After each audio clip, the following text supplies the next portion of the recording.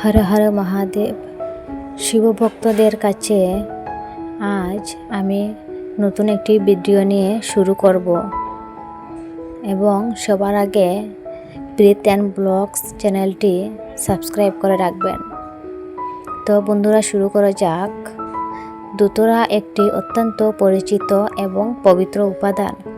মহাদেবের পূজায় বেলপাতা, ধুতরা, আকন্দ সহ বিভিন্ন উপকরণের বিশেষ গুরুত্বের কথা শাস্ত্র ও লোকপ্রচারের পাওয়া যায়।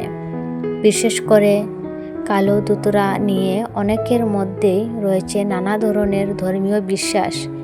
অনেকেই মনে করেন কালো ধুতরার শিকড় নির্দিষ্ট নিয়ম ও বিশ্বাসের সঙ্গে ধারণা করলে জীবনে ইতিবাচক পরিবর্তনের অনুভূতি আসতে পারে এবং মহাদেবের কৃপা লাভের জন্য এটি একটি প্রতীকী মাধ্যম হতে পারে। তবে মনে রাখবেন, এইগুলো মূলত ধর্মীয় ও লোকবিশ্বাসের বিষয়। কোনো বস্তু সঙ্গে রাখলেই জীবনের সমস্যা নিশ্চিন্তভাবে দূর হয়ে যাবে এমন বৈজ্ঞানিক কোনো প্রমাণ নেই। তবে আজকের ভিডিওতে আমরা জানব কালো ধুতরার শিকড় সঙ্গে রাখার কোন 5টি বিষয় সম্পর্কে রয়েছে বলে মনে করা হয়। তবে প্রথমে জানা যাক বাধা কাটিয়ে এগিয়ে যাওয়ার মানসিক শক্তি। জীবনে এমন অনেক সময় আসে যখন আমরা চেষ্টা করেও কোনো কাজ ঠিকভাবে এগিয়ে নিয়ে যেতে পারি না। বারবার বাধা আসে, এমন ভেঙে যায় এবং নিজের উপর বিশ্বাসও কমে যায়। শিবভক্তদের একটি প্রচলিত বিশ্বাস হলো মহাদেবের সঙ্গে সম্পর্কিত কোনো পবিত্র প্রতীক ভক্তিভরে ধারণা করলে মানুষের মনে সাহস ও ইতিবাচকতার অনুভূতিও তৈরি হতে পারে। কালো ধুতরার শিকড়ের সেই বিশ্বাসের একটি প্রতীক হিসেবে অনেকেই দেখেন। এখানে আসল বিষয়টি হলো বিশ্বাস এবং মানসিক শক্তি।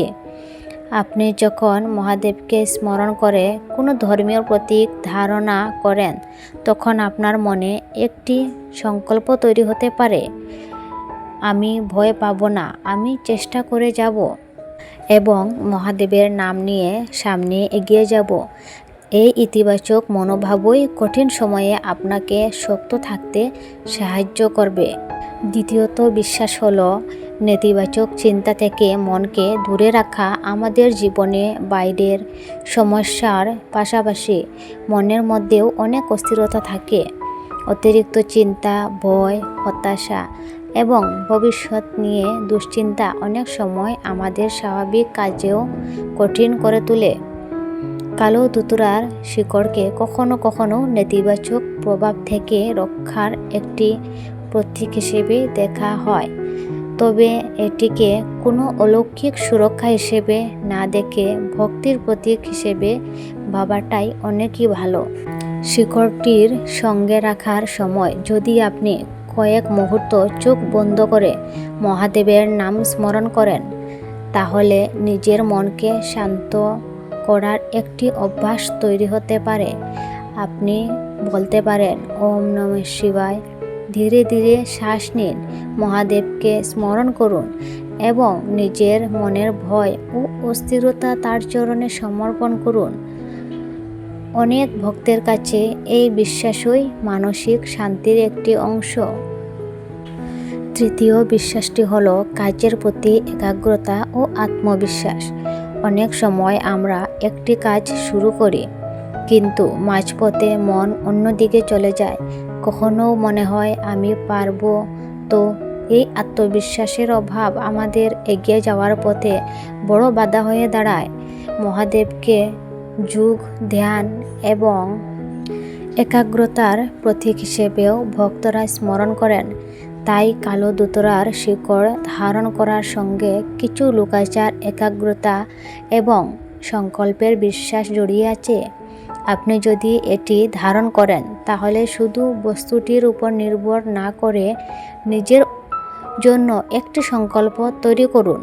প্রতিদিন সকালে মহাদেবের নাম নিয়ে বলুন, আজ আমরা গুরুত্বপূর্ণ কাজটি মন দিয়ে সম্পূর্ণ করব। মনে রাখবেন, ভাগ্য পরিবর্তনের জন্য শুধু কোনো উপকরণে যথেষ্ট নয়, প্রয়োজন নিজের পরিশ্রম, সঠিক সিদ্ধান্ত, ধৈর্য এবং ঈশ্বরের প্রতি বিশ্বাস।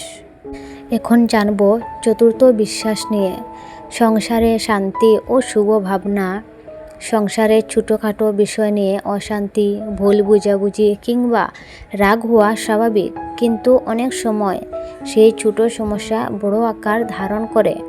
শিব ও শক্তির উপাসনার পরিবার, ভারসাম্য এবং শান্তির একটি গভীর প্রতীকী অর্থ রয়েছে। এই কারণে কিছু লোকাচার দোতরার শিকড়কে মহাদেবের স্মরণের সঙ্গে যুক্ত করে পরিবারের শান্তির জন্য ধারণ করা কথা বলা হয়। তবে এখানে সবচেয়ে গুরুত্বপূর্ণ বিষয় হলো, শুধু শিকড় সঙ্গে রাখলেই সংসার যে শান্তি আসবে তা নয়। পরিবারে শান্তি আনতে আমাদের নিজেদের আচরণও পরিবর্তন করতে হবে। রাগের সময় একটু চুপচাপ থাকতে হবে, অন্যের কথা মন দিয়ে না শোনা, অকারণে ঝগড়া না করা এবং প্রতিদিন কিছু সময় ঈশ্বরের নাম স্মরণ করা। এইসব বস্তু জীবনে অনেক বেশি গুরুত্বপূর্ণ। মহাদেবের ভক্তি যদি আমাদের আচরণের ভালোবাসা ও ধৈর্য এনে দেয়, তবে সেটিকে প্রকৃত আশীর্বাদ রূপে গ্রহণ করা যাবে। পঞ্চম বিশ্বাস হলো মহাদেবের প্রতি ভক্তি ও সংকল্প আরও গভীর করা। সবশেষে সবচেয়ে গুরুত্বপূর্ণ বিষয় হলো ভক্তি। দোতরার শিকড়, বেলপাতা কিংবা অন্য কোনো পূজার সামগ্রী, এসবের আসল মূল্য ভক্তের বিশ্বাসের সঙ্গে জড়িত। শিবভক্তরা বিশ্বাস করেন মহাদেব খুব সহজেই ভক্তের ভালোবাসা গ্রহণ করেন। তাই কালো দোতরার শিকড় সঙ্গে রাখার বিষয়টিকে অনেকেই মহাদেবের প্রতি নিজের ভক্তি ও সংকল্পের একটি স্মরণ হিসেবে দেখেন। যখনই সেই শিকড়টির কথা মনে পড়বে, তখন একবার মহাদেবের নাম নিন, বলুন হর হর মহাদেব। এই ছোট্ট স্মরণ আপনাকে নিজের কাজ, দায়িত্ব এবং ভালো পথে থাকার কথা মনে করিয়ে দিতে পারে। কীভাবে বিষয়টিকে ধর্মীয়ভাবে দেখবেন, এখানে একটি বিষয় বিশেষভাবে মনে রাখা দরকার। কালো দোতরার শিকড় নিয়ে বিভিন্ন অঞ্চলে বিভিন্ন নিয়ম মেনে চলা হয়। এবং মনে রাখবেন বন্ধুরা, দোতরা গাছের কোনো অংশ খাওয়া বা ঔষধ হিসেবে ব্যবহার করা উচিত নয়, কারণ দোতরা বিষাক্ত হতে পারে।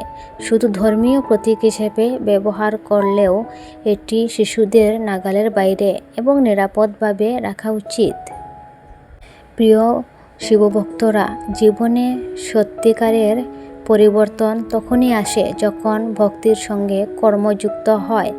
মহাদেবের কাছে প্রার্থনা করুন, কিন্তু নিজের দায়িত্ব থেকে পিছিয়ে যাবেন না। মহাদেবের কাছে শান্তি চান, পাশাপাশি নিজের রাগকে নিয়ন্ত্রণ করার চেষ্টা করুন।